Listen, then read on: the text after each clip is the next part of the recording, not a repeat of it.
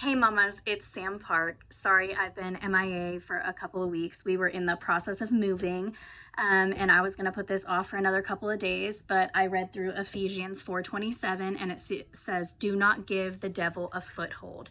And I decided to go ahead and record this today. I really just had to remember who I was doing this for, and I'm doing it for my Lord, and I'm doing it for those mamas out there that definitely need some help with their devotionals, just like I've needed. And it takes a lot for me to really quiet that enemy sometimes. And I know that can be a very hard task for anybody. So I felt that this devotional was very important to me. One of the hardest parts about living that spiritual life is we live with a very real spiritual enemy. And that enemy doesn't care that we're mamas, doesn't care that we're having hard days, doesn't care that we need a break. That enemy is going to use whatever weak spot is in our life, and he is going to jump in there and just weasel his way in and attack at that.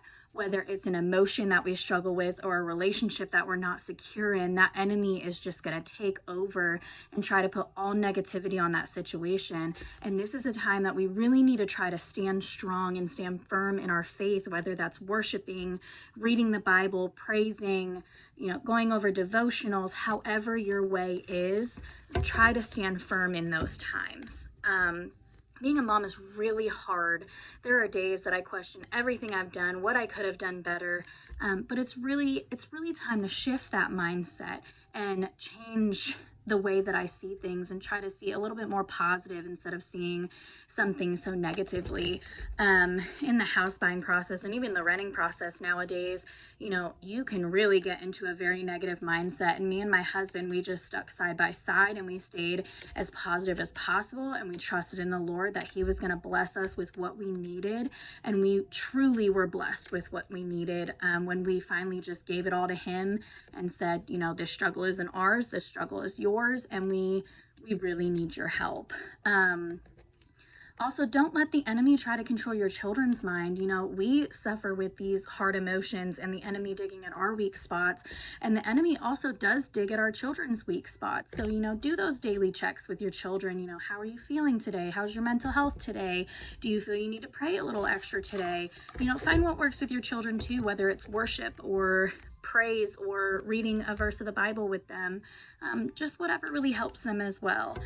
We were in the car yesterday on the way to dance, and it was just nonstop, fighting with each other and stealing each other's sippy cups and all the craziness of, 5 children in one car. And I really just heard the Lord speak over me. Just go ahead and turn that radio up, turn that music up. I had our local Christian channel on, and it was a song that we all knew very well from our church. And I just went ahead and turned it up. And, within minutes, my kids went from stealing each other's crayons and arguing with each other to praising and wanting to roll down the windows and let everybody around us hear this music as well. And it was just amazing to me how quickly, that switch was flipped just from playing a worship song for them.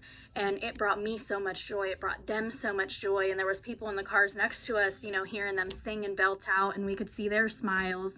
And it just really reminded me that the Lord is in this walk with us, even in the simplest of things, like turning up a worship song for my kids to stop arguing with each other.